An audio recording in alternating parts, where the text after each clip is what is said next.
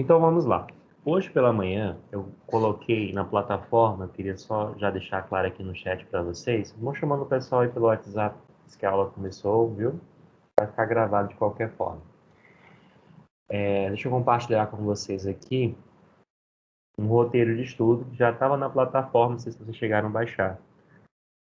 Se você quiser dar uma revisada hoje à noite, para amanhã no simulado, né? Conseguir arrasar, só você dar uma olhadinha aí nesse material. Deixa eu baixar ele aqui para compartilhar a tela com vocês. E aí eu digo exatamente o que nós vamos fazer na aula de hoje aqui. Compartilhando tela. Pronto. Aqui nós temos o roteiro do capítulo, né, do capítulo 3, do volume 3, onde nós começamos com urbanização. Eu já tinha falado para algumas turmas hoje pela manhã disso aqui. Aí nós tivemos uma intensa discussão do uso dos termos, né, de urbanização no contexto de paisagem. Eu até mostrei para vocês uma paisagem, acho que vocês vão lembrar, que é aquela que retrata a desigualdade social. Assim, olha, a paisagem é uma categoria de análise muito importante porque ela te permite comparar áreas e identificar problemas sociais. E não foi à toa que eu falei de desigualdade social, porque lá no finalzinho do capítulo ele vai falar que um dos problemas urbanos que nós temos hoje são as desigualdades socioespaciais, ou seja, você tem bairros onde as pessoas têm uma grande concentração de capital e, ao mesmo tempo, você vai ter bairros onde as pessoas são pobres. Então, você tem essas duas dimensões aí no espaço urbano. E aí, quando você vê uma paisagem de um bairro bem estruturado, de um bairro bem alicerçado, aí sim você já tem uma noção de que a paisagem é importante. Mas o mais importante que nós temos no conceito de urbanização é como símbolo de adensamento populacional. E aí nós falamos da questão do êxodo rural, que gera concentração nas cidades. Esses conceitos daqui, gente, eles são fundamentais, tá? O Gilvan está aí, né? O Gilvan, eu entrei hoje no primeiro ano C, falei de algum desses conceitos, né? Eu recomendo vocês hoje à noite sentarem, né? Se já leu o capítulo, vai só estruturando esses conceitos aí. Algum desses conceitos que vocês têm dúvida, gostaria que eu explicasse, como é que poderia ser cobrado numa questão. No final, vou fazer algumas questões, tá? Mas algum conceito desses aí que vocês gostariam que eu explicasse especificamente? Tem Vitor, Lília, Maria, Ítalo. Deixa eu ver aqui o chat, só um segundinho. Cidades gêmeas, né, Luísa? Cidades gêmeas são cidades que são conurbadas e estão no em países diferentes. No Bernoulli, deixa eu só identificar aqui a página para vocês. Só um segundinho. Você vai ter vários exemplos de cidades gêmeas. Então, tu imagina duas cidades, Luísas, que se conectam, se conurbam. A conurbação é quando as malhas urbanas se encontram. Só que essas duas cidades estão em países diferentes. E aí você tem toda uma logística de administração que envolve os dois países. É o que a gente chama de cidades gêmeas. São cidades que estão ao longo da fronteira em contato e pertencem a países diferentes. Os exemplos que são dados aqui são diversos no livro. Deixa eu só compartilhar aqui o mapa. Só um segundinho, tá?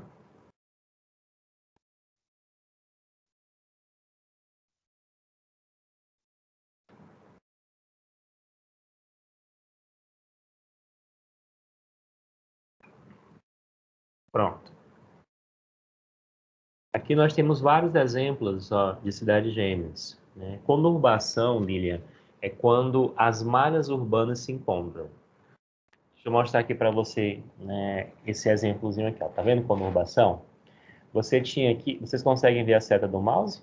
Falem, gente, porque eu estou na tela compartilhada. Vocês conseguem ver a setinha? Quando eu movo aqui? Sim, dá para ver.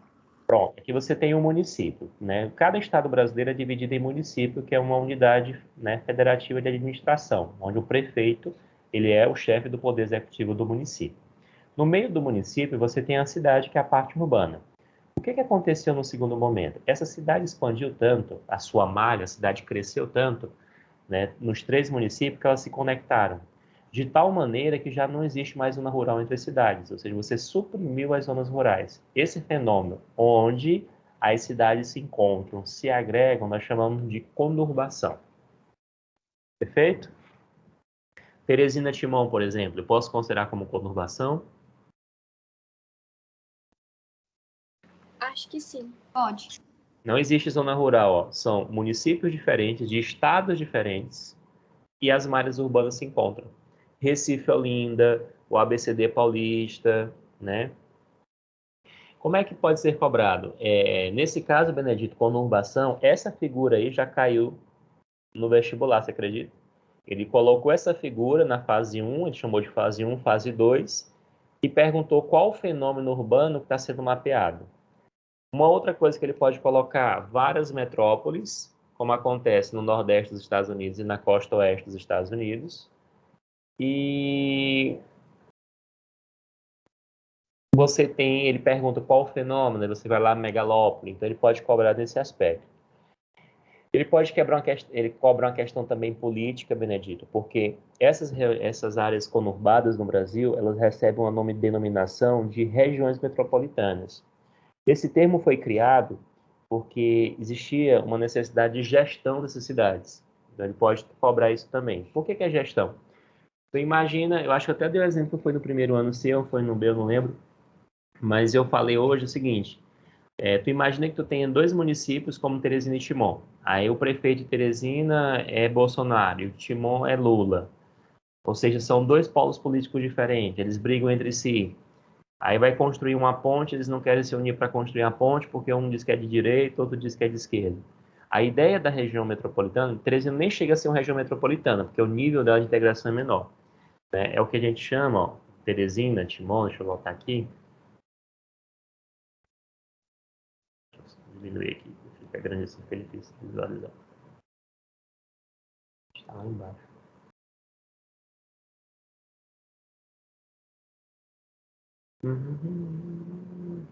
Ué.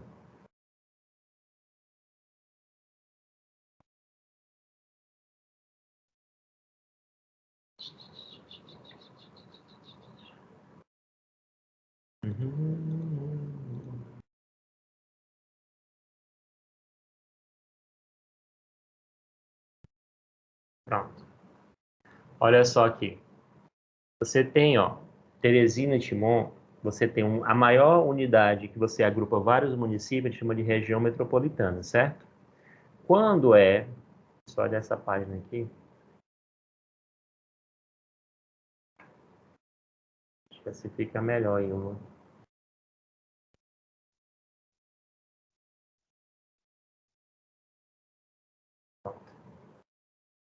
Aqui, ó, você tem uma classificação que o autor coloca, que o maior nível vai ser a região metropolitana, como vocês podem observar aqui. Abaixo dela você vai ter um colar metropolitano, você vai ter a região integrada. Se você observar no mapa, Teresina Timon é uma área conurbada, tá vendo? O núcleo urbano. Elas se conectam. E elas são classificadas como região de integração e desenvolvimento. O objetivo aqui é muito parecido. Qual é o objetivo? O objetivo é fazer com que haja uma gestão dos dois municípios de tal maneira que, caso haja que construir uma ponte, uma ferrovia, uma via, possa ser feito, seja articulado entre as cidades. Então, é o conceito de região metropolitana, tá bom? Você tem a conurbação entre vários municípios. Quando é vários municípios, você forma a região metropolitana.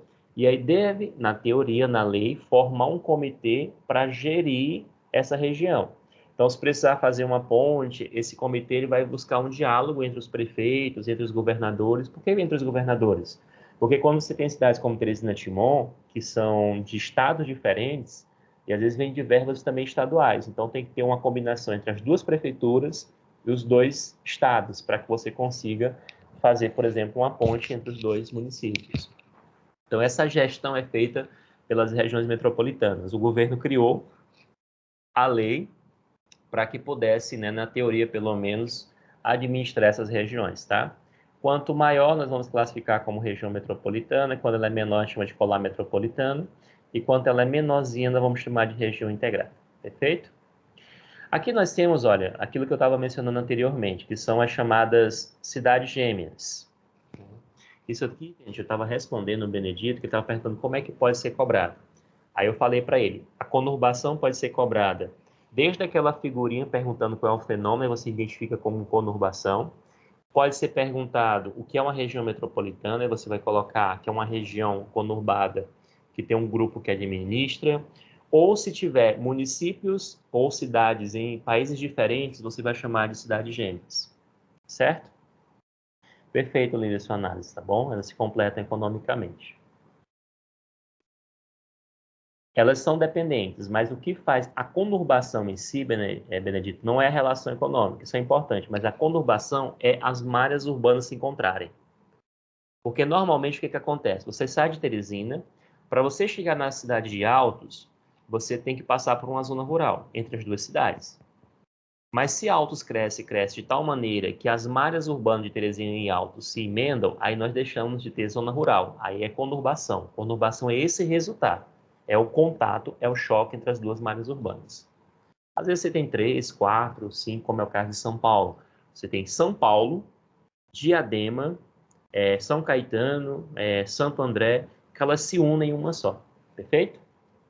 Então, continuando aqui. Professor, eu posso dizer que as cidades gêmeas são conurbação de países diferentes? Sim, sim, perfeito. Elas estão conectadas. Você pega, por exemplo, deixa eu só colocar aqui um exemplo interessante. Aqui embaixo você tem, ó, duas cidades, que é Paso de los Libres e Uruguaiana. Então, Uruguaiana é bem na fronteira, uma cidade brasileira. E você atravessa a rua, você está em Paso de los Libres, no outro país. Entendeu a loucura aí? Aí eu estava até dando um exemplo, acontecia muito antigamente, que é o cara rouba um celular em um país, corre, atravessa a rua, está em outro. Vocês imaginam a briga aí geopolítica que você vai ter? Quem deve prender o rapaz? Porque a polícia de lá não vai ter autoridade para prender um cara no outro país, entende? Aí gera-se uma treta. Aí normalmente essas cidades gêmeas, elas têm um acordo entre si. Um problema que a cidade gêmea gera é porque, como existe um fluxo, ó, tu imagina todo dia as pessoas que vêm de Teresina Timon. Isso acontece nas cidades gêmeas. A pessoa trabalha no Paraguai, trabalha no Brasil, retorna para o Paraguai, fica nessa migração pendular. E aí não tem como você fiscalizar isso muito bem. Aí, nesses pontos, pode entrar o quê? Drogas ilícitas, pode entrar armamentos, uma série de utensílios ilegais no contexto brasileiro, até mesmo dos outros países. É muito difícil de você conseguir controlar isso, entende? Porque essa fronteira existe um fluxo muito grande de pessoas. Mesmo que você barre vez por outra e tudo, a restrição é mais complicada, né? Porque não tem como você vigiar a fronteira 100%. Mais algum daqueles conceitos que vocês queiram que eu fale? Deixa eu só voltar aqui para Eu meu... tenho uma dúvida nos conceitos. É que eu não entendo como é que primeiro, uma pergunta. São Paulo pode ser considerado uma conurbação, uma cidade metropolitana, uma região metropolitana, uma megalópole e uma cidade global? Megalópole, não. É porque assim, por que ele pode ser tudo isso, Lilian? Porque são critérios diferentes para definir. São Paulo é uma cidade global porque ela tem uma influência global. São Paulo é uma conurbação porque a malha urbana de São Paulo encontra a malha urbana de Santo André, São Bernardo, São Caetano e Diadema. São Paulo também é considerado, o que mais você falou? Conurbação, cidade global, Metrópole. metrópole, porque ela tem tantos serviços que as cidades do entorno buscam esses serviços na cidade. Agora, por que eu não posso considerar megalópole? Porque para ser uma megalópole, eu tenho que ter várias metrópoles. Existe uma megalópole em formação, eu já vi até alguns livros dizendo que já é uma megalópole, mas alguns autores não concordam com isso, inclusive o material de vocês, chama de megalópole em formação. A tendência é que a metrópole São Paulo, a metrópole Rio de Janeiro, a metrópole Belo Horizonte, a metrópole de Vitória no Espírito Santo, possam se integrar e formar uma megalópole, como acontece nos Estados Unidos. O que precisa, professor? Uma integração maior. Em uma megalópole, por exemplo, é comum um cara morar em São Paulo e fazer o que eles chamam de ponte aérea, né, em São Paulo, que é São Paulo-Rio. Só que aí você tem um trem-bala que faz isso. Então, nos Estados Unidos, lá, com aquele exemplo que eu coloquei para vocês de megalópole, Estados Unidos tem Boswash. Deixa eu mostrar aqui para vocês.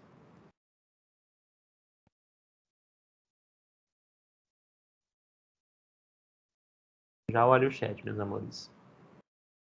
Exemplos de megalópole. Ó.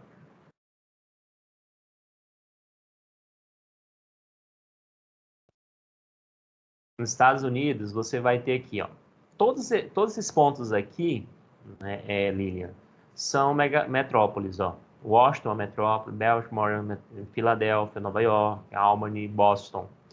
Nós chamamos de megalópole Bos-Wash, porque você pega os extremos, ó, Boston e Washington. Mas no meio você tem várias metrópoles. Então, o que acontece? O cara às vezes mora na Filadélfia e trabalha em Nova York. Aí ele pega um trem lá de algumas horas e vai trabalhar lá, entendeu? Às vezes ele passa a semana lá também, ou volta e assim por diante. No caso aqui dessa megalópole aqui, ó, Chicago e Pittsburgh, a gente chama de CHIPS, que é uma abreviação de Chicago e Pittsburgh. E aqui São Francisco e São Diego, ó. Aí você tem Sacramento, Oakland, São José, Fresno, São Bernardino, Los Angeles, que é a principal cidade entre elas. Então a megalópole é uma série de metrópoles. Então dizem que São Paulo é uma megalópole em formação, porque ela ainda precisa de um nível de integração maior entre os países. Perfeito? Deixa eu ver aqui o chat.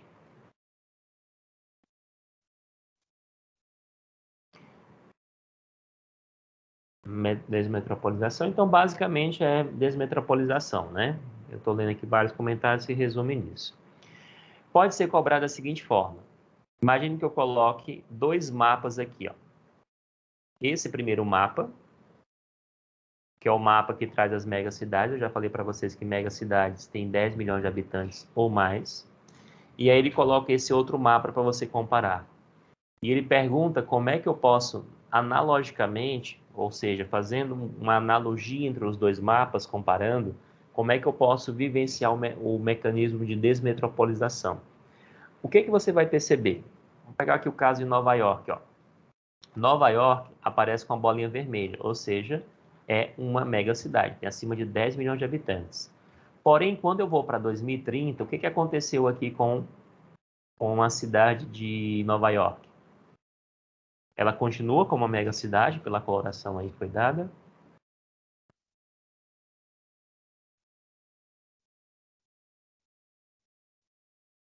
Continua. Dá uma olhadinha, ó. No primeiro caso aqui, você tem a bolinha vermelha que indica a mega cidade. Então, em 2000, olha como aparece aqui Nova York, tá vendo?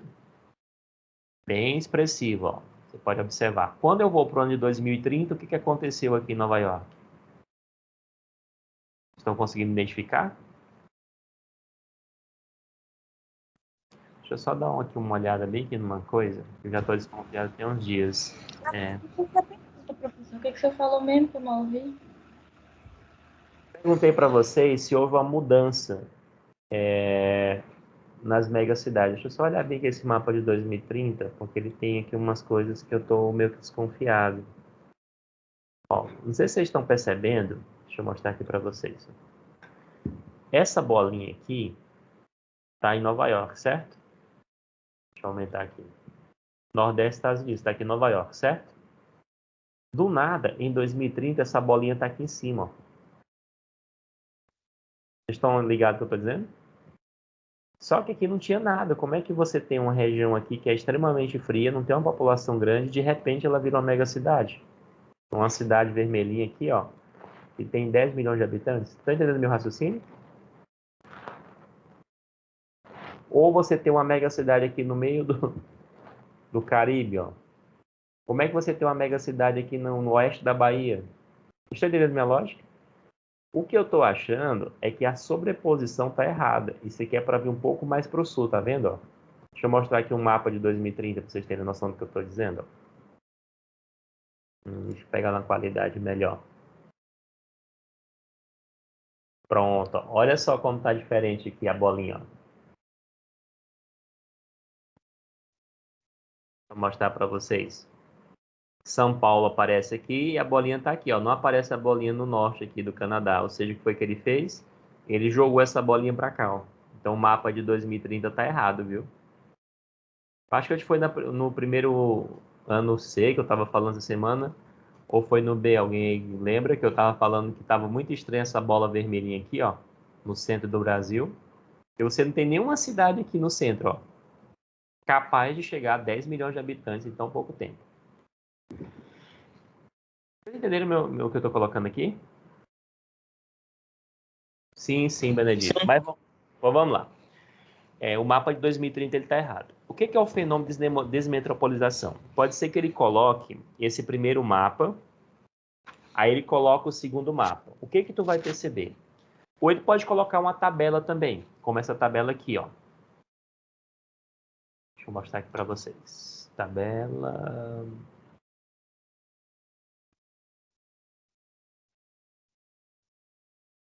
Pronto. Olha só essa tabela aqui. Que ele vai colocar as 10 maiores áreas urbanas do mundo, certo? Aí ele coloca aqui, ó, Tóquio e Yokohama tinha, em 1990, 32,5 milhões de pessoas. Em 2019, 38,5, ou seja, continua sendo a maior área urbana, certo? Quando eu vou para Osaka, Kobe, Kyoto, nós tínhamos 18,4 e caiu para 17,2. E essa realidade ela vai se tornando mais marcante em alguns pontos, entendeu? O que você está percebendo? Existe uma... tá vendo aqui o valor negativo? Então, quando a gente analisa as grandes metrópoles mundiais, dá para se evidenciar um fenômeno chamado de desmetropolização. Como é que eu poderia explicar isso com mais calma? Deixa eu dar uma dica para vocês. São Paulo se tornou, de certa forma, sim. Agora, se ela não chegou ainda nesse fenômeno, ela vai chegar. Por que ela vai chegar, que eu estou dizendo isso? Que não é um processo rápido. Na década de 70, 80, muita gente migrou para São Paulo para trabalhar nas indústrias. E à medida que a cidade vai crescendo, você vai tendo um acesso a emprego cada vez mais difícil. Por que isso acontece, professor? Porque existe uma demanda maior e uma oferta de emprego menor. Então, as empresas passam a ser mais exigentes. Outra coisa que acontece é que o custo de vida aumenta muito. E aí vocês devem lembrar lá do 7º ano que o professor fala da migração do retorno, que é quando o cara deixa um grande centro urbano e busca uma média e pequena cidade. Quando nós pegamos o caso brasileiro, o que nós percebemos? Que o crescimento percentual de São Paulo tem diminuído, ao passo que de pequenas e médias cidades, como Campo Grande, Cuiabá, no Centro-Oeste, né, Palmas, na região norte do Brasil, em Tocantins, tem crescido. O que isso mostra? Que as pessoas estão saindo desses grandes centros urbanos e buscando médios e microcentros. Com que objetivo? Ter uma oferta de emprego mais abundante, então ele vai ter um acesso ao trabalho, a um custo de vida mais barato, assim por diante. E esse processo de migração do retorno tem como efeito a desmetropolização. Então, se nós pegarmos aí o negativo, né, Benedito, seria sim já um início de um processo, porque a população está reduzindo. Se ela está reduzindo, significa que ela está indo para um outro centro no Japão, com a melhor oferta de emprego, com a dinâmica econômica mais consistente. Tá claro o que eu estou falando?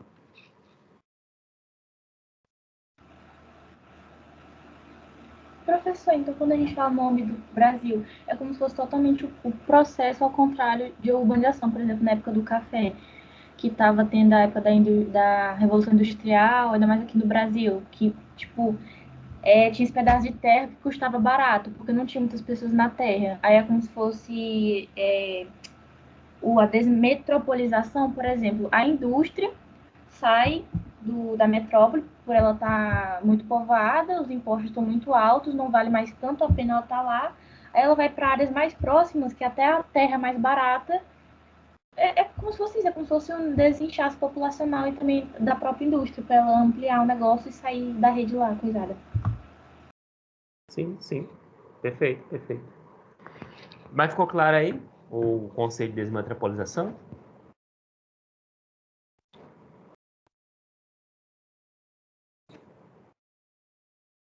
Por isso, deixa eu voltar aqui minha planilhazinha. Perfeito. Diga, Amanda Carreiro. Aqui desses conceitos aqui, mais algum?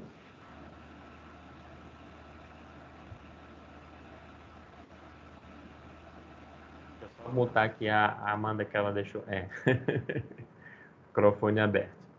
Vamos lá. Aí, depois desses conceitos aqui, nós falamos da revolução histórica, da urbanização brasileira, eu falei da rede urbana da hierarquia brasileira, Falei da diferença de megacidades e cidades globais, tá bom? E aí nós falamos agora, vamos nos concentrar nessa parte, na metade para o final da aula, nos problemas urbanos. E aqui eu dividi em dois grupos de problemas, né? Problemas sociais urbanos e problemas socioambientais urbanos. Então, esses problemas aqui que eu coloquei, eles são problemas mais de ordem física. E esses aqui são problemas mais sociais. Então, alguns deles, inclusive, eu já falei, tá? Diga, meu amor. Uma pergunta antes do senhor começar esse assunto. Eu estava fazendo as atividades e tinha uma pergunta que era sobre uma região com muitas pessoas, muita densidade de pessoas, mas ela não era economicamente desenvolvida. O nome disso é o que mesmo? Inchaço urbano. Mas não chega a ser mega alguma coisa dos conceitos que a gente estava vendo, né? Não, pode ser duas coisas nesse caso, tá, Lilian? É a chamada macrocefalia urbana e o inchaço urbano, né? Que são as duas coisas, elas se relacionam. Porque o que seria a macrocefalia urbana? Você sabe que a macrocefalia, assim como a microcefalia, ela é uma má formação do crânio, que faz com que a criança, né, não desenvolva um tamanho de um cérebro de uma pessoa, eu não vou dizer normal, né, mais de uma pessoa convencional, e ela pode ter uma cabeça muito grande ou uma cabecinha muito pequena, né, chamado macrocefalia, que é um mau desenvolvimento. Da mesma forma, as cidades elas estão numa rede. O que rola é que alguns países têm uma cidade que concentra mais de 50% de toda a população urbana. Por que isso é ruim? Porque você tem muita gente num local só, enquanto as outras cidades são desprovidas de pessoas. Você já não tem a mesma quantidade. E quando esse crescimento é muito alto em uma cidade, isso gera-se uma macrocefalia. E um inchaço. O que seria um inchaço? A cidade cresce, a cidade infla e ela não desenvolve. Porque uma cidade sustentável é uma cidade que parte do princípio de que o crescimento da cidade ele deve ser proporcional ao investimento que o governo faz em políticas públicas. Quando o governo faz um investimento inferior ao crescimento urbano, aí começa a surgir produtos desse inchaço. Favelas, ocupação de áreas de risco, né, ocupação de margens de rios, ocupação de encosta. Por que o livro foca dois problemas específicos?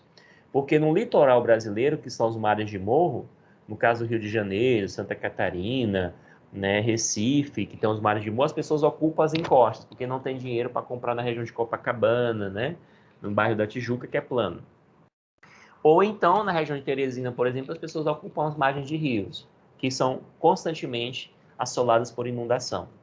Então, são produtos, a pessoa não escolhe morar lá, mas começa a inflar, crescer, e as pessoas vão buscar aquilo onde normalmente as pessoas não querem habitar. Aí invadem, começa todo um processo de urbanização. Agora, quando as políticas públicas acompanham esse desenrolar urbano, aí é perfeito, porque você não vai ter um inchaço, você vai ter um desenvolvimento urbano. O grande problema, Lília, é que nos países desenvolvidos, a industrialização começou mais cedo, século XVII, século XVIII. Quando Londres se industrializou, em 1750, ele recebeu grande contingente populacional. Porém, são 200 anos, o quê? Dá mais de 200 anos, né? São quase 300 anos de políticas públicas sendo empreendidas em Londres. Então, não vá pensar que Londres, no início, era uma cidade perfeita, porque não era. Ruas estreitas, coleta de lixo não existia, as pessoas adoeciam. Então, era uma celeuma, né, para você ter noção do que eu estou dizendo. Mas 300 anos de política, praticamente, foi dando tempo para isso. São Paulo, os países subdesenvolvidos tiveram industrialização tardia, ou seja, já foi no finalzinho do século XX. Então, São Paulo cresceu em 40 anos, o que muitas cidades de países desenvolvidos levou 100 anos para crescer. Aí você tem tempo de crescimento e política pública aplicada e não fecha a conta. Entende? Aí é o fenômeno de inchaço. Se essa concentração acontece maior em uma população, em uma cidade especificamente, aí nós temos a macrocefalia urbana. Foi claro, meus amores?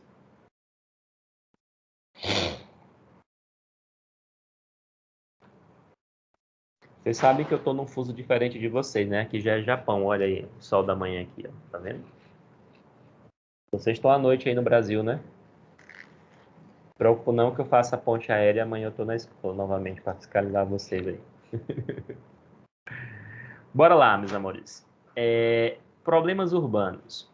O livro vai trazer alguns problemas urbanos, né? E alguns nós já falamos. Por exemplo, desigualdade. O espaço urbano, ele é, antes de tudo, foi boa viagem. Estou um pouco cansado e jet lag, né? Fusos diferentes. Acho que vocês perceberam aí. Então, assim, você vai perceber...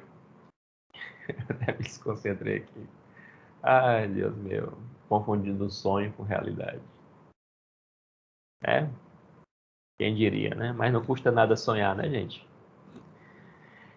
Voltando aqui ao que eu estava dizendo, existem a desigualdade social, o espaço urbano, ele é, antes de tudo, um espaço desigual. Você acha, por exemplo, que a estrutura de um bairro como o Jockey Club é a mesma estrutura de um bairro como a Vila Irmanduce? O acesso à água potável, a pavimentação, a qualidade de iluminação é a mesma? A infraestrutura é a mesma? O que vocês acham?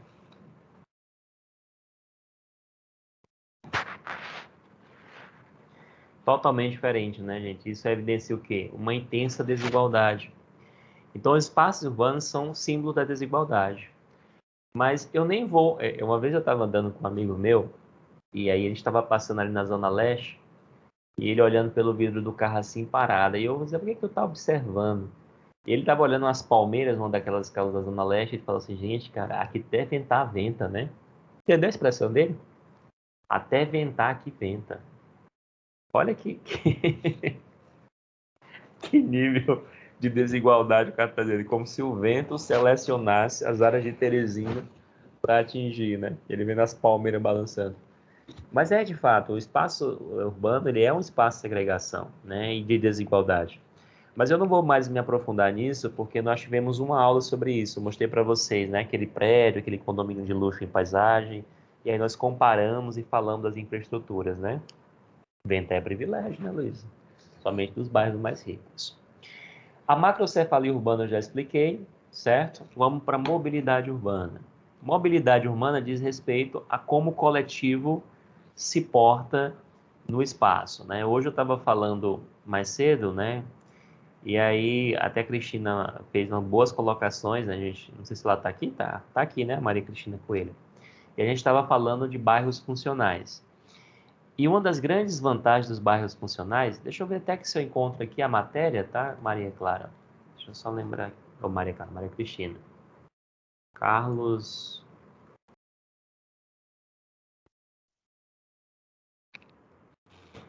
Deixa eu ver se eu encontro a matéria, né? Pronto, olha só que matéria bacana. Depois você dá uma olhada.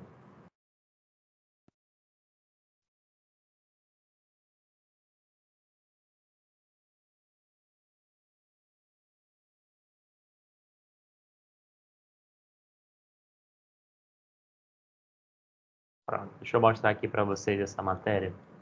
Depois vocês dão uma lida com calma. Esse cara é muito bom. Tipo assim, ele mudou muito a perspectiva que eu tinha sobre cidades, né? Carlos Leite e Bernardo Chese. Eu já usei essa matéria, inclusive, numa prova. Meu Deus, mas tem propaganda, gente. Será que é porque eu não assino? Deve ser, né? Cidades eficientes são as que permitem requalificar as áreas centrais. Melhorar pontos deteriorados é o melhor passo. Deixa eu aumentar aqui um pouquinho. Melhorou assim? Para termos cidades mais humanas. Aí ele coloca aqui um raciocínio interessante, ó. Deixa eu só botar aqui. Ele faz umas comparações interessantes, ó. Instrumentos inovadores na viabilização da requalificação urbana. Estacionamento, lazer informal, território subutilizado e tudo mais. E aí que ele coloca a inovação, né? Da requalificação. Meu Deus do céu, mas tem propaganda aqui. Aí ele vai colocar aqui, ó. Eu quero assinar isso aqui, só o jeito, mas eu não vou pagar isso aqui, não.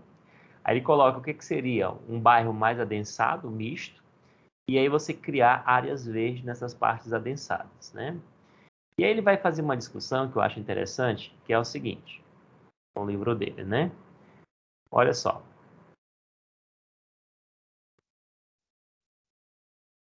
Resgatar a qualidade de vida cotidiana, o que queremos, como podemos. Aí ele vai colocar, melhorar o acesso à oportunidade da cidade, oferece com maior mobilidade, assim por diante. No trabalho dele, gente, ele vai falar o seguinte, ele vai comparar, por exemplo, cidades que foram estruturadas em grandes espaços. Você pega Brasília, por exemplo, não sei se vocês conhecem Brasília, mas uma das coisas...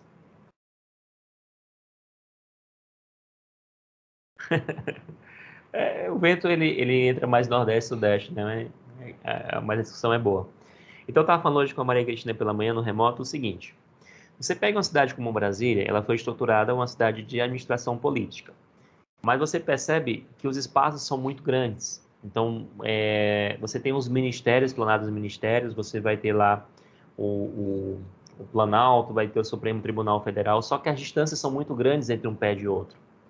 E aí ele fala no livro dele, depois vocês podem ler a matéria, que é à vontade, e no livro dele ele vai falar o seguinte, né? Você pega uma cidade como Brasília, como Detroit, e cidades que é tudo muito distante, as pessoas tendem a ter um consumo muito maior de combustível e de ter uma poluição muito maior. Aí o que ele defende? Ele defende que você faça bairros funcionais. O que são esses bairros funcionais? Dentro de um bairro, você tenha múltiplas funções. Você tenha padarias, escolas privadas, você tenha setores administrativos públicos, setor da prefeitura, hospitais, de tal maneira que quem mora naquele bairro consiga resolver as coisas naquele bairro. E isso faz com que as pessoas precisem ir menos às áreas centrais. O grande problema é que quando só as áreas centrais te ofertam aquilo que você precisa, então as pessoas têm que se mover do seu bairro para o centro. Exatamente. Para que as pessoas...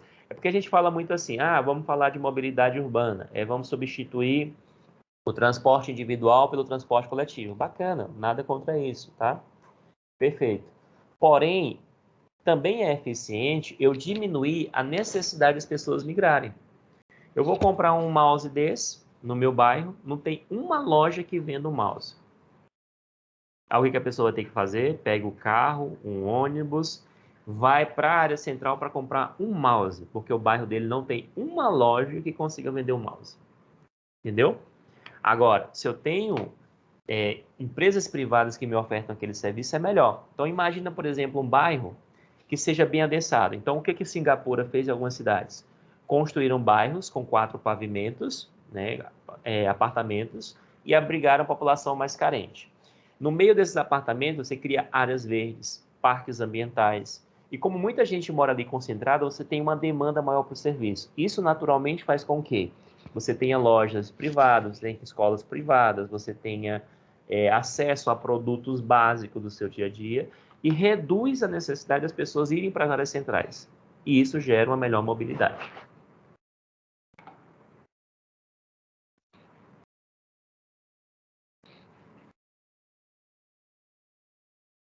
É a questão da desmetropolização. As pessoas vão deixando um centro grande, porque o custo de vida aumenta, a oferta de emprego diminui, e buscam outros centros, ou de igual valor, em termos de tamanho, tá, Júlia?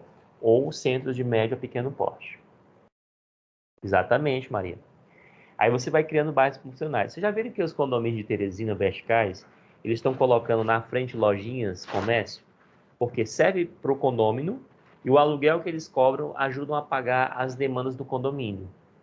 Então, isso é multifuncionalidade. Então, você desce, né? Eu lembro que minha irmã morava na Praia de Boa Viagem, e aí quando eu fui lá, gente, era muito interessante. Você descia no apartamento, na esquina estava o Extra. Aí você ia lá comprar, fazer supermercado, você tinha boate, você tinha escola, né? Se quiser sair, tinha um restaurante para você jantar. Então, não tem por que a pessoa sair daquele meio ali, né? Aqui você vai fazer uma caminhada, ficava ali na própria Praia de Boa Viagem e tudo mais. Então, tudo isso vai fazendo com que as pessoas passem a migrar mais, né? Certo? Interessantíssimo essa questão dos bairros funcionais. Então, mobilidade urbana envolve não só você melhorar a questão do transporte coletivo, né? Criar calçadas mais largas para permitir a movimentação das pessoas, ciclovias, né? Criar instrumentos, gente, que favoreçam as pessoas a migrarem, né? A migrarem de maneira não utilizando o automóvel. Entendeu? Basicamente é isso que você deve fazer. Ficou claro o que eu falei, gente? Alguma pergunta, alguma dúvida? quanto à mobilidade?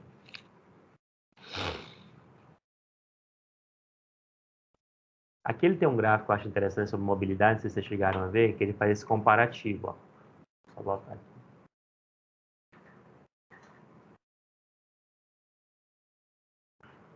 Aqui, ó, você pirâmide da mobilidade. Você tem aqui o carro e moto, certo? Transporte de carga, transporte público, aí ciclistas e pedestres, né? Ora, você vai ter aqui um número muito maior de pedestres, certo? Aqui um ciclista e você vai diminuindo aqui no carro. Quando você usa o carro, principalmente como acontece nos Estados Unidos, que é o chamado carro individual, uma pessoa só ocupa um carro. E aí, se você pegar um semáforo, acho que você já viu esses... Como é que pode ser cobrado? Eu já vi um gráfico numa prova de vestibular em que eles colocavam, né, como seriam os carros parados no engarrafamento, como seria um ônibus, e ele foi mostrando o espaço, como ele foi sendo comprimido. Por quê? Se você imaginar 30 carros com uma pessoa dentro, dá um espaço muito grande.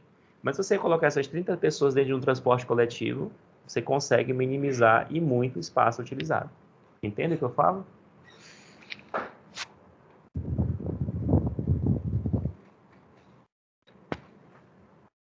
Deixa eu ver aqui, em 2 tipos de periferia, dos ricos e dos pobres. A diferença é que os ricos podem adaptar a periferia, conforto, exatamente. Hoje, inclusive, está mudando o modelo urbano. Né? Esse modelo urbano faz com que os ricos saiam, né, das áreas centrais e busquem conforto térmico nas áreas, né, do entorno, né? O Alphaville, esses bairros aí, esses condomínios de luxo. Tá bom? Vamos lá para outro problema, né, urbano. Deixa eu só voltar aqui meu roteirozinho, só um segundo.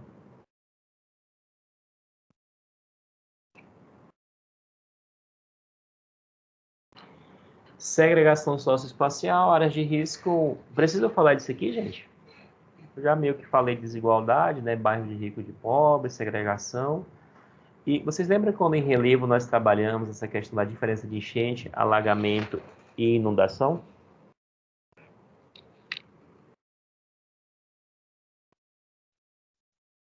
Sim, isso é verdade, Maria Cristina. O fato hoje, ó, só para você ter noção, Teresina tinha um transporte coletivo, né? Começou a ficar muito caro e não existia segurança, as pessoas iam para a parada de ônibus com medo, escondendo celular, sendo assaltado. Então foi que a galera falou, bem, se eu vou pagar uma passagem de ônibus que é R$ 4, é muito melhor pagar um Uber que é 7.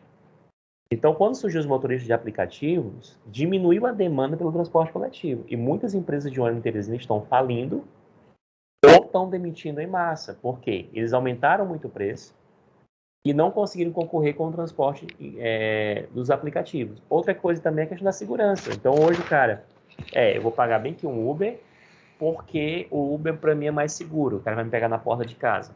Outra coisa, eles demoraram muito a fazer uma passagem proporcional. Então, o cara sai do centro para o Odisseu, pagava o mesmo preço do cara que saia do centro para Ilhotas, que é um bairro muito mais perto. E o Uber, ele é proporcional à distância que você percorre. Então, tudo isso foi minando, e agora eles têm um grande problema nas mãos, que é o quê? As pessoas não estão usando mais o transporte público como usavam antigamente. E durante a pandemia, com as pessoas trabalhando em casa, essa demanda diminuiu ainda mais. Tudo bem?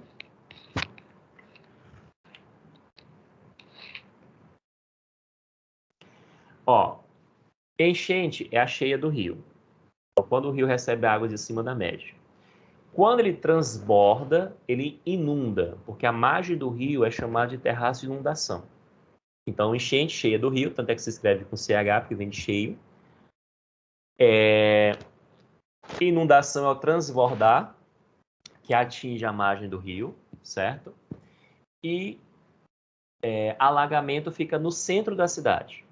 Né? Por exemplo, lá na Zona Leste, na Dom Severino, que está distante do Rio Parnaíba lá, você já vai ter o alagamento. O cara foi lá, construiu, aterrou um local que a água normalmente ia. Quando chove, a água não tem como ser drenada facilmente. Porque o correto é, se eu tapo um lugar, né? Se eu tapo um lugar para onde a água ia inicialmente, o ideal é que eu encontre um canal de escoamento. Aí você faz um sistema de drenagem, coloca os bueiros, aí quando começa a chover, a água vai sendo, né, encaminhada para os bueiros, dos bueiros para a galeria e da galeria para um lugar viável.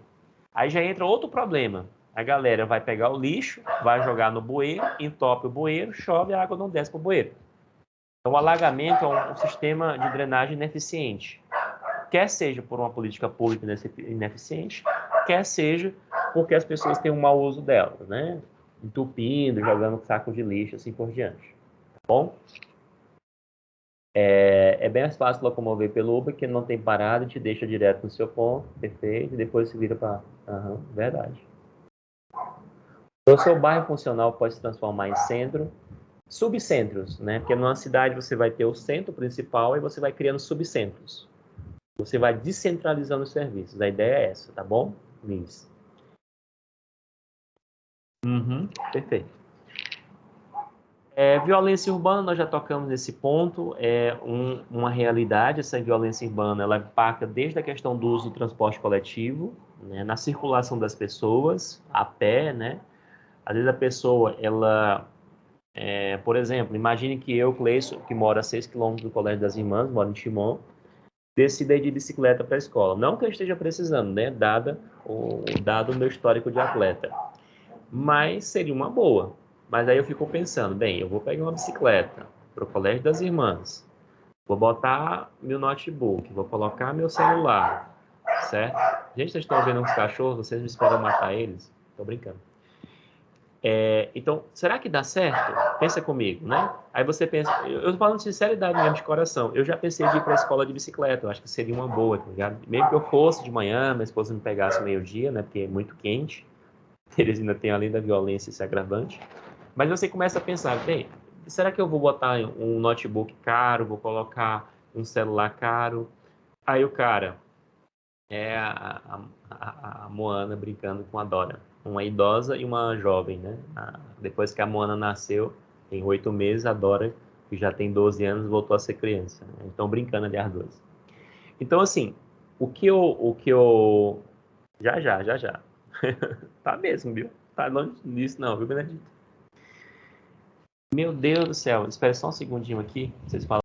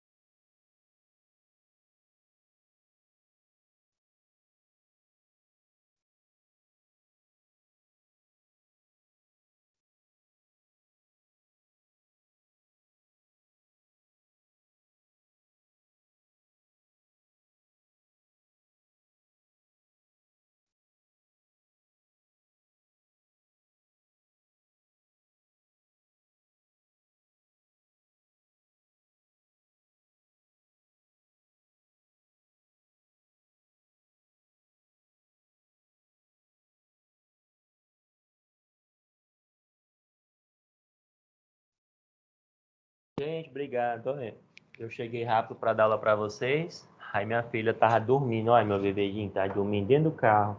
Aí eu não quis acordar, eu fui pegar ela lá. Tava em cima da...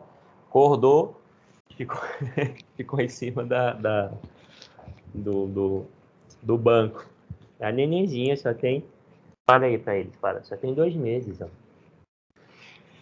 É porque normalmente ela fica lá na empresa. Mas aí, como hoje é o dia do pai, né? Ficar com ela. Então vamos lá. Aí quando vocês falaram, eu digo, né, ela tava dormindo num sono tão profundo que eu não quis tirar ela do carro. Deixei ela no carro, deixei as portas abertas, logicamente. Mas ela não desce do carro, entendeu? Ela fica em cima. Ela fica em cima do carro. Quando eu cheguei lá, alegria. E tu acha que ela tava acordada, Amanda? Deu nem tempo. 1 hora de sono não tira o som dessa criatura, não. Bora lá.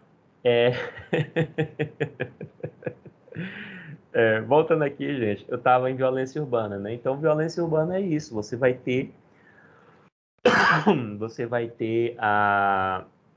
um dos agravantes para que os problemas se intensifiquem, perfeito? Então, a violência, ela ataca a mobilidade urbana, porque isso muda a forma das pessoas se locomover nas cidades, ela muda a estrutura. Só para vocês terem noção, vocês conhecem uma música do Engenheiro do Havaí que fala sobre muros e cercas elétricas e tal? Alguém conhece essa música? A atividade do Bernardo também sugere ela. Perfeito. Muros e grades.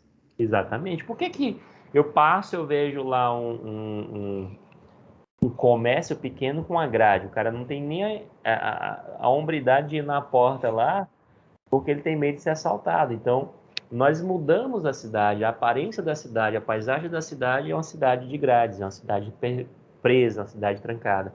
Então, violência urbana pode ser encarada nesse contexto, né? Câmeras te vigiando 24 horas por dia, cercas elétricas e assim por diante, né? Exatamente, né, Benedito? Próximo passozinho, nós temos aqui a gentrificação. Eu tenho um videozinho tão bonitinho sobre gentrificação, gente. Deixa eu ver se eu encontro aqui para compartilhar com vocês. Só um minutinho. Eu gravei para botar no meu Instagram na época de aula. Mas é muito bonitinho o vídeo. Bem explicativo. Não voltei. Certamente não voltei. Deixa eu ver se eu encontro aqui. Não voltei. Mas gentrificação vem de gentry. Do inglês significa de origem nobre. Esse é um fenômeno que começou a ser mapeado principalmente em Londres. Basicamente, é a substituição de uma estrutura urbana, normalmente associada a uma pobreza, a uma estrutura urbana associada a uma riqueza, né? Então, o que vai acontecer normalmente no gentry? A galera mais rica vai chegar e, ao chegar, ela vai começar a comprar a casa das pessoas mais pobres. Normalmente, as pessoas mais pobres vendem uma oferta básica, né? Você tem uma casa, por exemplo, no Brasil, numa favela no Rio de Janeiro, por exemplo, eu vi uma matéria recentemente que falava sobre isso. Muitos europeus, né, compram casas na favela no Rio de Janeiro, que é chamada de comunidade, e reformam a casa. E aí, quando eles começam a ocupar a região, eles começam a gerar uma demanda diferente, então o bairro começa a se elitizar. Claro que isso não aconteceu ainda na comunidade do Rio de Janeiro, né, dada a quantidade de pessoas que ocuparam e as que lá estão. Mas quando começam a ocupar essa cidade, de tal maneira que você começa, né, a expulsar as pessoas pobres daquele local, esse fenômeno chama-se gentrificação, né? Que é um fenômeno pelo qual você vai modificando o perfil da cidade e, sobretudo, o perfil econômico e social de quem aqui habita, de quem habita aquele bairro, tá bom? Perfeito? Ficou claro, meus amores? Tem essa charge aqui que é muito bacana, ó. Eu gostei bastante. Solta meu filho. Essa charge aqui, ó, deixa eu mostrar aqui para vocês. Pronto. Você tem aqui, ó, um antigo parque industrial, certo?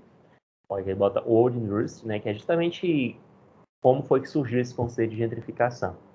Aí começa a surgir, né, pessoas vão começar a ocupar, você coloca um mini shopping, você reforma. Olha como mudou o perfil do bairro. Acontece muito em Nova York, não sei se vocês já viram aquelas pessoas que moram em galpões. Aí é tão louco isso de gentrificação que lá nos Estados Unidos eles criaram um modo que o brasileiro imitou, que é assim, o Snow Belt. Professor, Oi. A gente não tá vendo. Não? Melhorou agora?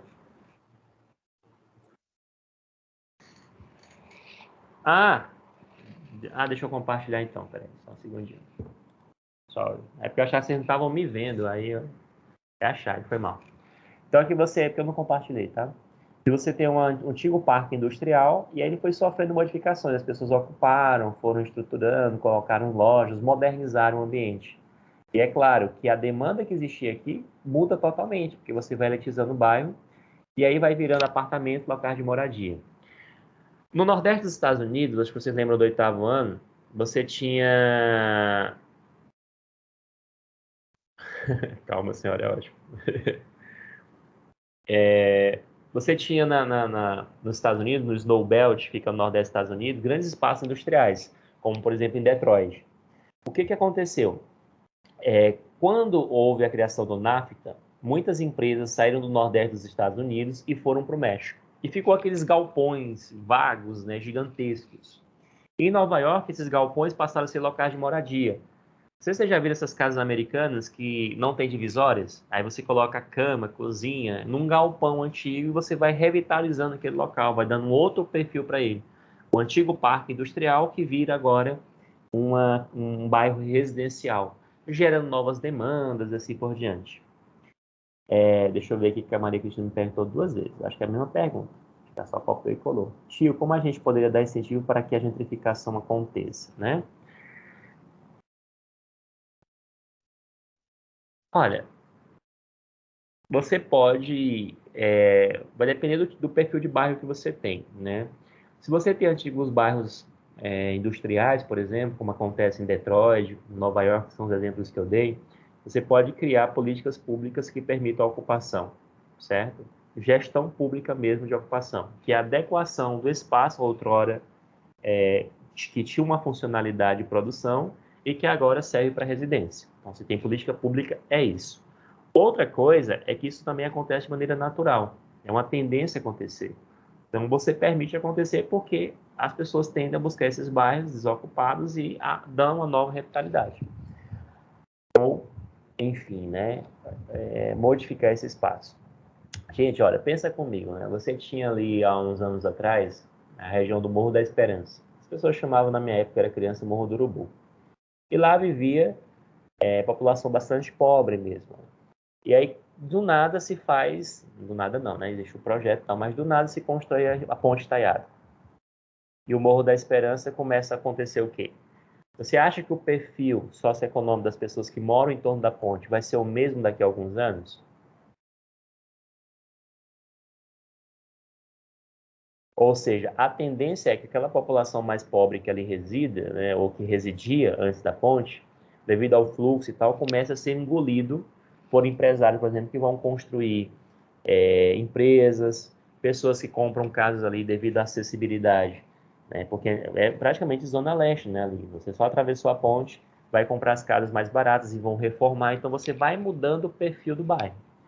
Só que qual o aspecto negativo, né, Lídia, você está colocando aí? Existe o aspecto positivo, que é o aspecto de revitalização do espaço. Você tinha um antigo espaço industrial que estava lá parado, sem nenhuma funcionalidade, você revitaliza esse bairro. Perfeito. Lado negativo, a segregação socioespacial. Porque, de certa forma, a população rica chega e vai expulsando a população pobre para cada vez mais distante dos centros urbanos. Porque a população pobre vende seus locais de moradia mais barato, aí há uma reforma e a tendência é que essa população pobre vá indo para outros locais. Então depende muito de como você vê, tá? Exatamente. Então não é uma ideia fechada. Você tem, como tudo na vida, Lídia, tem um aspecto positivo e tem um aspecto positivo. É um processo natural, né? E é justamente essa a ideia, né, Cristina? Marginalizados são aqueles que vivem à margem, né? Você vai expulsando as pessoas para outros ambientes. Voltando aqui para o nosso roteirozinho, nós vamos agora falar dos problemas naturais, tá? Para a gente encerrar, porque já está com 1 hora de aula. E aí eu preciso encerrar aqui. Só um minutinho, só voltar aqui. Compartilhando outra tela. Nós temos alguns problemas ambientais urbanos que podem ser cobrados, né, durante a prova, né? Vocês já viram aqui, bem na introdução, vocês têm a versão digital do Bernoulli, tem? Aqui, ó, você vai ter, se vocês viram aqui, algumas animações interessantes, por exemplo, a evolução das megacidades, o espaço urbano e tal. Olha só como é interessante isso aqui, ó. Deixa eu botar aqui para vocês.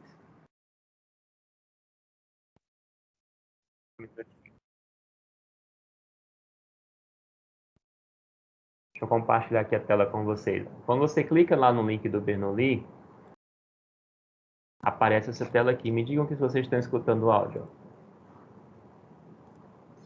Temperatura baixa, céu aberto, nenhuma nuvem no céu, o sol brilhando forte. Mas ao mirar para o horizonte, uma névoa mais escura toma conta da paisagem. Sabe o que é isso? Vem comigo.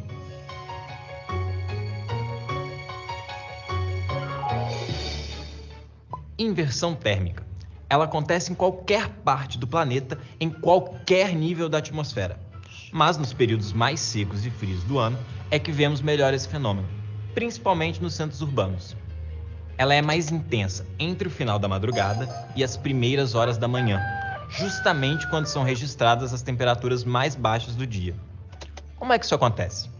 Seguinte, pessoal, o ar perto do solo se resfria. Por ser mais pesado do que o ar quente, esse ar mais frio não sobe e fica debaixo do ar mais quente. Aí você me pergunta, por que a gente vê com maior nitidez a inversão térmica nos centros urbanos? É justamente aí que os poluentes atmosféricos estão mais concentrados. Eles não conseguem se espalhar pela atmosfera como deveriam. Isso contribui para o aumento dos casos de doenças respiratórias, como asma e bronquite. Além do mais, nas áreas urbanas, o solo é mais impermeabilizado por concreto e asfalto, e as áreas verdes são raras. Por causa da radiação, todas as construções absorvem uma grande quantidade de calor durante o dia e o perdem rapidamente durante a noite, deixando o solo mais frio. Assim, por conta da densidade diferente entre as camadas de ar, acontece uma paralisação temporária da circulação atmosférica em escala local. O ar mais quente, que está sobre o ar mais frio, que fica mais próximo do solo, não consegue descer por causa da densidade menor. Ele age como uma tampa de panela e impede a circulação do ar. À medida em que o dia vai esquentando, o ar que está sobre o solo se aquece e a circulação do ar volta ao normal. Num dia comum, com muitas nuvens e temperaturas mais altas, o ar mais próximo do solo fica mais quente, porque é aquecido pela radiação solar. Logo, não há inversão térmica. O ar mais quente tende a subir, o ar mais frio é mais pesado e tende a descer. Isso cria um ciclo que renova o ar e permite que os poluentes atmosféricos dispersem. Depois dessa, vou lá fora tomar um ar puro. Até a próxima, pessoal! E aí, gostaram? Melhor do que eu explicaria, gente. Vocês lembram das chuvas convectivas que nós falamos? Que era... Você tem um ar quente que se forma junto da superfície, sobre ele você tem um ar frio. E aí há convecção, porque o ar frio é mais denso, ele desce, o ar quente sobe. Isso chama-se inversão térmica. E isso está no livro de vocês, gente. É só vocês darem uns plays de vez em quando tem essas explicações bacanas. Então, na inversão térmica, aquece aqui, né, o ar quente, o ar frio é mais denso, o ar frio desce e o ar quente sobe. Isso é normal. Porém, dois gatilhos importantes. Nos meses de inverno e nas primeiras horas da manhã, forma-se um ar frio junto da superfície e o ar quente, um pouco mais quente que ele, fica acima. Aí gera uma treta. Por quê? Como esse ar quente é mais leve, não tem como esse ar frio subir. Esse fenômeno chama-se inversão térmica. E quando há inversão térmica, o problema não é a inversão em si. Por quê? À medida que a radiação vai aquecendo o solo, que o calor vai sendo transmitido, aquele ar frio vai se tornar quente e sem nenhum problema. Mas quando esse ar frio fica concentrado durante as primeiras horas da manhã e você tem uma grande quantidade de poluentes, você expõe a população desses poluentes por mais tempo. E aí começa a ter uma série de problemas. Por exemplo, você vai ter pessoas com agravamento de problemas respiratórios, pessoas com dificuldades para respirar, uma maior intensidade, por exemplo, de doenças associadas a isso. E tem gente que passa muito tempo na inversão térmica que pode até desenvolver uma alergia à fuligem e outros, né, e a poluentes. Perfeito?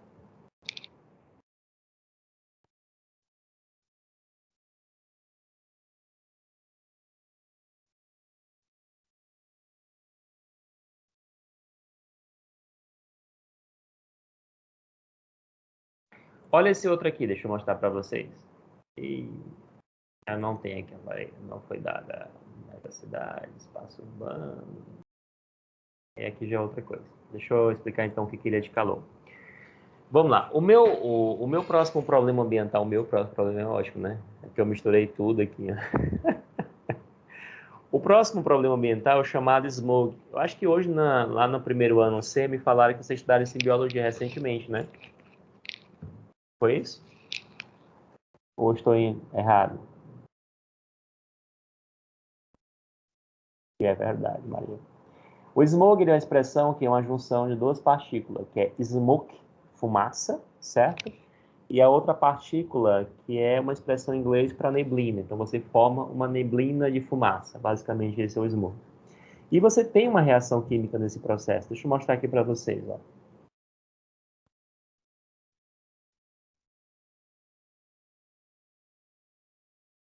Isso aqui pode cair tanto na prova de humanas, como na próxima semana em natureza. Por isso que você vê isso aqui em biologia, tá bom?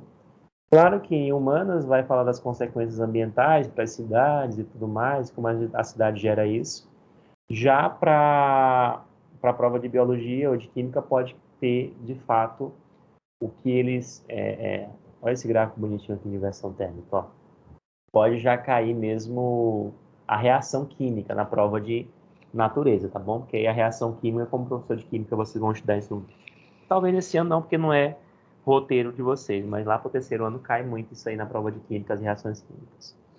Então, o que você vai ter aqui? Ó? Você vai ter o óxido de nitrogênio, que vai ser, né, formado junto da superfície, e ele vai se unir a compostos voláteis orgânicos, dióxido de sulfureno, aerosóis ácidos e gases. E aí você vai ter nada mais, nada menos do que uma neblina de poluentes. Como eu falei para vocês, o resultado disso, né, como vocês sabem, o óxido de nitrogênio e outros tem como associação principal a poluição das cidades.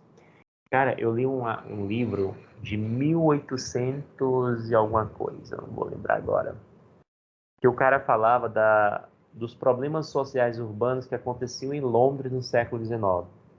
E quando começou a Revolução Industrial, eles utilizavam, né, o carvão mineral como matriz energética, então era muito comum você ter problemas como smog, como ter chuva ácida, inversão térmica. Então já era mapeado aquilo.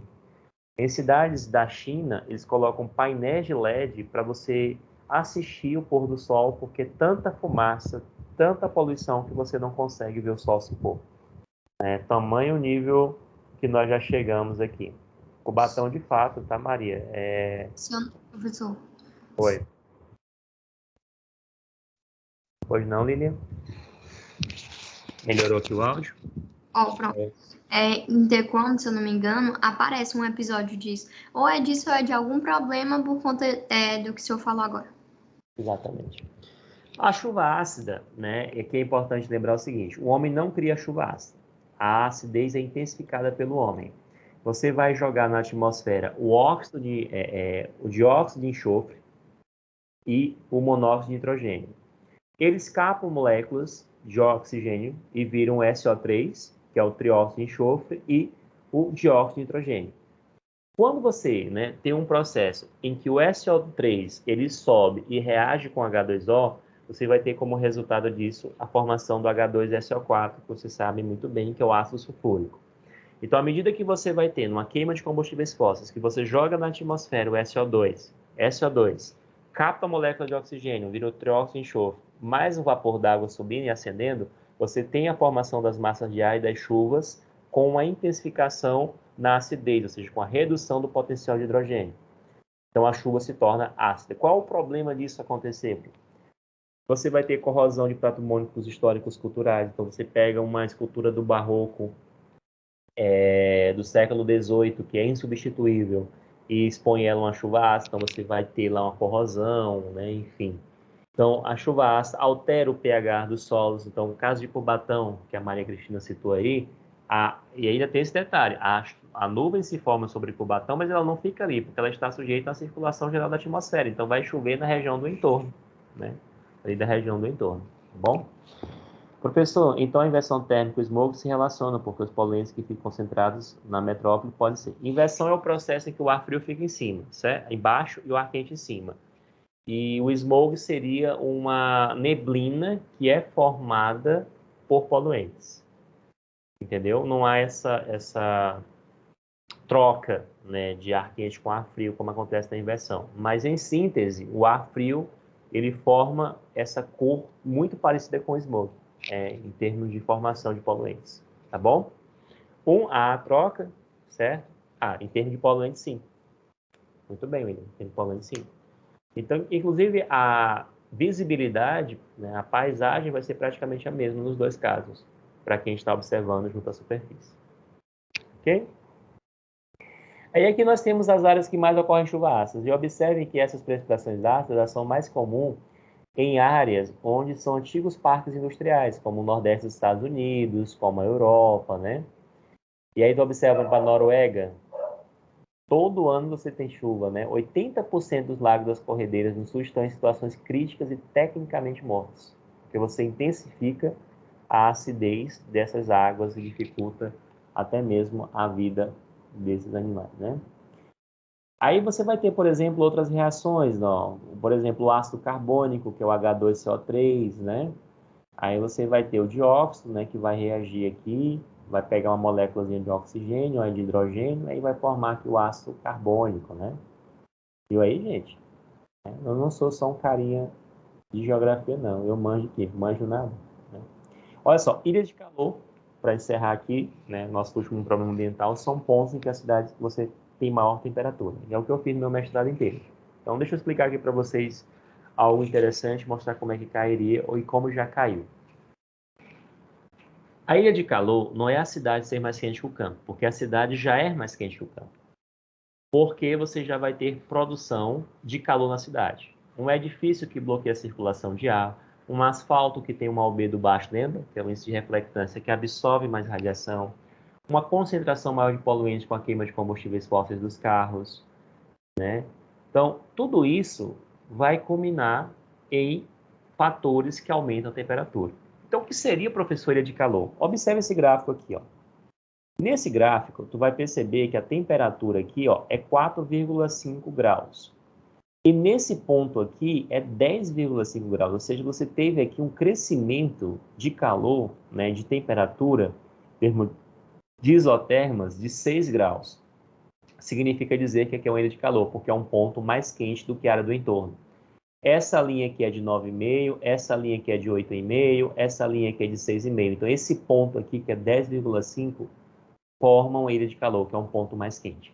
Existe também o contrário, que é a ilha de frescor, ou ilha de amenização térmica, que é um ponto mais frio. E o que é interessante, no meu mestrado eu provei isso, que às vezes você tem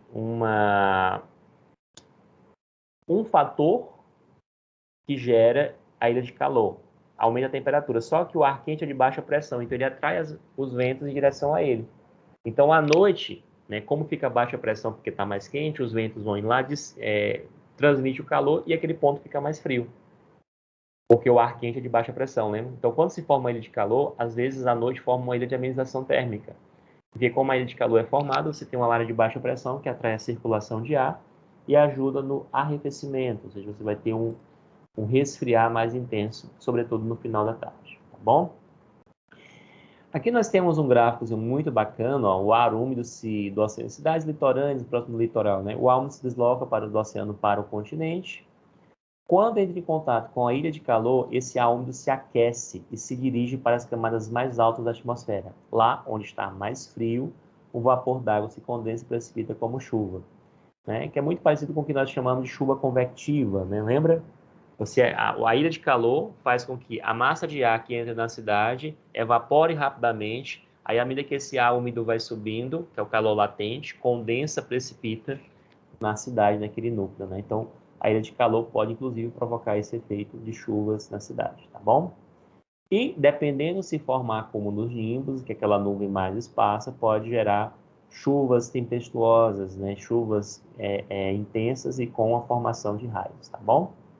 Olha só esse gráfico aqui, como ele mostra alguns fatores de ilha de calor. Existem diversos elementos que geram ilha de calor, gente. Por exemplo, o calor antropogênico. Vocês sabem o que é isso? Calor antropogênico é o que o homem produz. Por exemplo, vocês sabiam que quanto mais pessoas em um ambiente, mais quente fica, né? Tanto é que um ar-condicionado, quando é de uma sala de aula, ele tem que ser mais potente para refrigerar o ambiente. Outra coisa, quando eu uso um carro, o motor aquece, ele gera calor. Quando o ar-condicionado tira o calor de um quarto e joga numa rua, ele produz calor. Isso é chamado calor antropogênico. E nós medimos normalmente esse calor antropogênico porque nós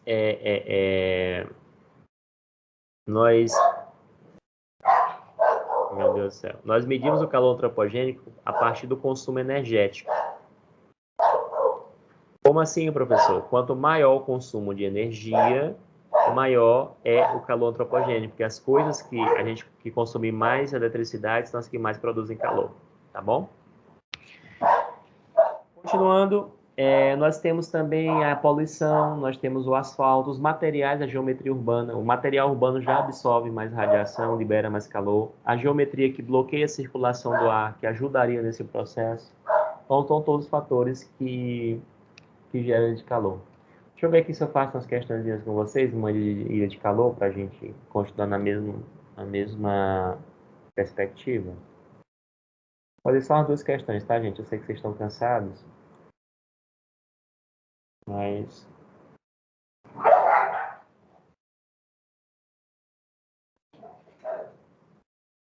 Vou pegar aqui uma questão do Enem. Vou tomar um banho ali, viu? Tá bom? É importante banhar, viu?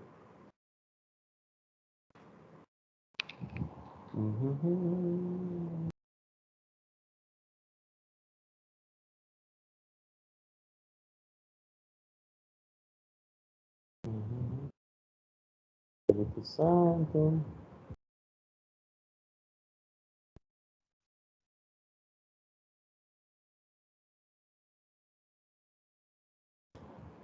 Vamos fazer essa aqui, primeira questão. Deixa eu aumentar aqui. O que vocês marcariam? Pensem aí.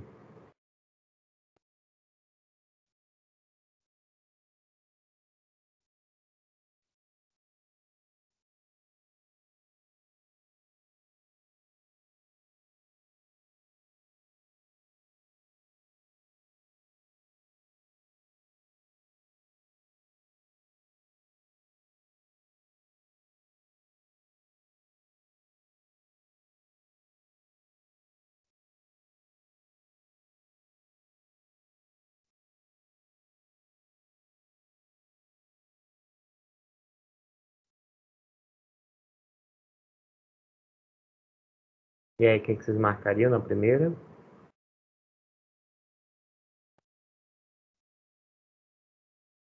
Acho que letra B, hein, professor? Concordam, pessoal?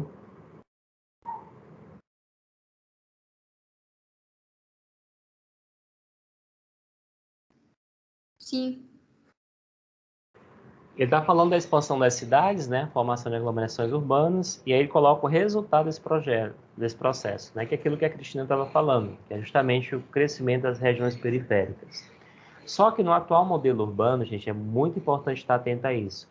Periferia da cidade, quando a gente fala periferia no sentido de que você está no periférico urbano, nem sempre significa pobreza. Porque uma tendência das cidades, assim como está acontecendo em Teresina, cidades desenvolvidas, é você ter as pessoas mais ricas e abastadas indo morar nas regiões do entorno.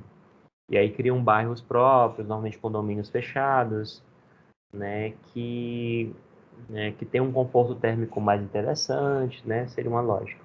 Então, resposta letra B. Alguém ficou com dúvida em outra? Gostaria que eu lesse?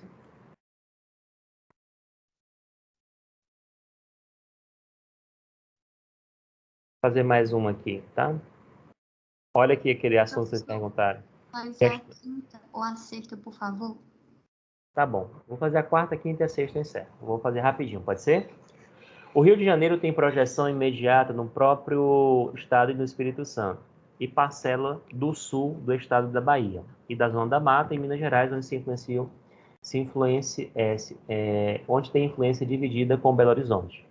Compõe a rede do Rio de Janeiro, entre outras cidades: Vitória, Juiz de Fora, Cachoeiro do Itapemirim, Campos do Goyatacazes, Volta Redonda, Barra Mansa, Teixeira de Freitas, Angra dos Reis e Teresópolis.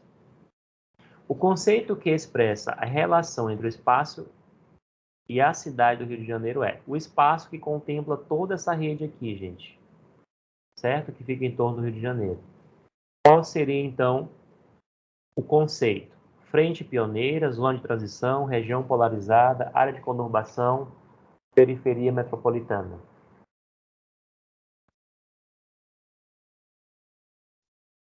Você tem aqui o Rio de Janeiro, certo? E tem aqui todo o entorno do Rio de Janeiro. O que é o Rio de Janeiro para essas cidades? Alguém poderia me dizer? Metrópole nacional. Isso. E qual o conceito aqui que se relaciona à metrópole?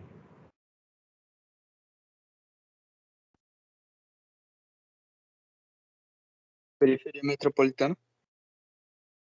No caso, Rio de Janeiro seria uma periferia metropolitana? Porque ele fala assim, o conceito que expressa a relação entre o espaço, que são todas as cidades aqui, e o Rio de Janeiro. Então, o que é que o Rio de Janeiro é para esse espaço aqui, gente? Vocês disseram que é uma metrópole, certo? Por que que o Rio de Janeiro passa a ser uma metrópole para todas as cidades que estão em torno dela? É a região polarizada, porque ela é o polo das outras regiões, além da diversidade que ela tem para as outras. Então, polarização é um conceito fundamental para a metrópole, porque você se torna uma cidade-mãe porque você tem uma oferta de serviços muito boa e que atrai a cidade do entorno. Tá bom? Questão 5. O conceito de função social da cidade é aquilo que eu falei para vocês. Tem função de religião, tem função turística, como Jericoacoara, Teresina, que é o comércio. Incorpora a organização do espaço físico. Esse espaço físico aqui é o que a gente chama de sítio urbano, tá? Como fruto da regulação social. Isto é, a cidade deve contemplar todos os seus moradores, não somente aqueles que estão no mercado formal da produção capitalista da cidade. A tradição dos códigos de edificação, uso e ocupação do solo no Brasil sempre partiram do pressuposto que a cidade não tem divisões entre os incluídos e os excluídos socialmente, né? Então, aqui você tem uma função urbana, um espaço físico, e ele fala aqui de segregação. Uma política governamental que contribui para viabilizar a função social da cidade, seja uma cidade vai ser uma cidade mais inclusiva, né, e menos excludente, como ele coloca aqui, nos moldes indicados no texto o que vocês acham aí?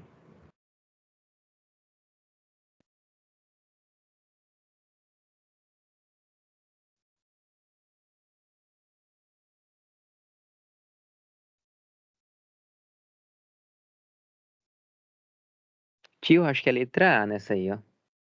Por quê? Se ele está falando de segregação, a ideia é que eu faça com que os espaços mais periféricos se modernizem e melhorem.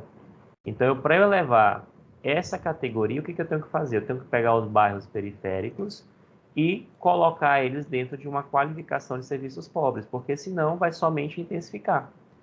Então, a política ela deve ser inclusiva e não exclusiva, entende? Ok? Ah, sim, entendi. Na sexta e última questão, a crise do modelo de desenvolvimento brasileiro, perversa e excludente, foi marcada. Você vê que o marxismo ele é muito forte no espaço urbano, porque os autores eles são marxistas. Na corrente geográfica, chama-se geografia crítica. Vamos estar no próximo ano com o Alessandro. A crise do modelo de desenvolvimento brasileiro, perversa e excludente, foi marcada especialmente pela concentração de renda. As consequências dessa agravante são observadas por alguns problemas caóticos, como gastos infinitos com segurança pública, vias saturadas e mal planejadas, poluição hídrica e aglomerados urbanos sem infraestrutura. No espaço urbano brasileiro, vem se agravando os problemas sociais, socioambientais relacionados ao modelo de desenvolvimento que configurou formas diversas de exclusão social. Uma ação capaz de colaborar com a solução desses problemas e aí?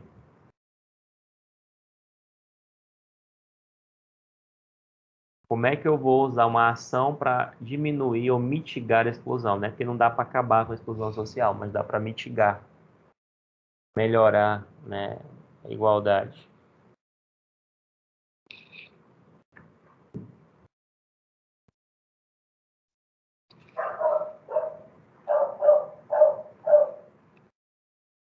Gente, a letra C, se você está pensando nela, você tem que rever seus conceitos, viu? Tem condição na letra C ser a correta? Tirar a pessoa Vamos tirar as pessoas da Rocinha e trazer para o Piauí para resolver o problema. Levar para outros estados. E aí, qual seria a resposta? Aí eu vou de B, professor. E vocês? Letra B mesmo. Integrar necessidade econômica, porque tem que ter necessidades econômicas, e sociais. Ou seja, a ideia é que você desenvolva economicamente, mas também tenha espaços mais sustentáveis e sociais. Tá bom? Meus amores, nós vamos encerrar por aqui. Eu estava procurando a questão do Enem, eu não achei, que falava sobre esses problemas urbanos. Você tem que estar atento a duas coisas na prova. eles normalmente perguntam causa e consequência. Por exemplo, qual a causa da chuva ácida? É o trióxido de enxofre mais o vapor d'água que gera o ácido sulfúrico. É o gás carbônico que vai gerar o ácido carbônico. Isso é a causa. A consequência, a destruição de patrimônio histórico e cultural, porque uma chuva ácida corrói esse patrimônio. Vamos falar de ilha de calor. O que causa ilha de calor? Aí, adensamento urbano, asfalto, poluição, calor humano e tal. Qual é uma solução? Então, caiu uma vez no Enem que uma solução para mitigar a ilha de calor seria a construção de vias expressas. Vocês entendem por quê? Como é que eu vou mitigar a ilha de calor com vias expressas? E a resposta era essa, por quê? Quando você permite um carro andar, né? Tá aqui a guitarra. Quando você permite um carro passar mais rápido, a concentração de CO2 não é tão grande. Então, você tem congestionamento, engarrafamento. Muitos carros ali juntos geram calor, porque os motores estão ali em combustão, e liberam ali gases de efeito estufa. Então, você concentra mais retenção de calor. Por isso, esses pontos de congestionamento são mais quentes. Se você cria as vias expressas mais rápido, o carro passa, o CO2 não se concentra e você não vai ter a concentração de calor. Tá bom, meus amores? Vamos encerrar por aqui. Já está 1h30 de aula aí, quase 2 aulas. Espero que eu tenha ajudado vocês, viu, gente? Desejo muita sorte para vocês no simulado amanhã, tá? Que você tirou boa nota, tá bom, meus amores? Opa, tá bom, Valeu, professor. Luiz. Valeu, pessoal. Tchau, Valeu, professor. professor, Tamo tamo junto. Bora jantar. Bora.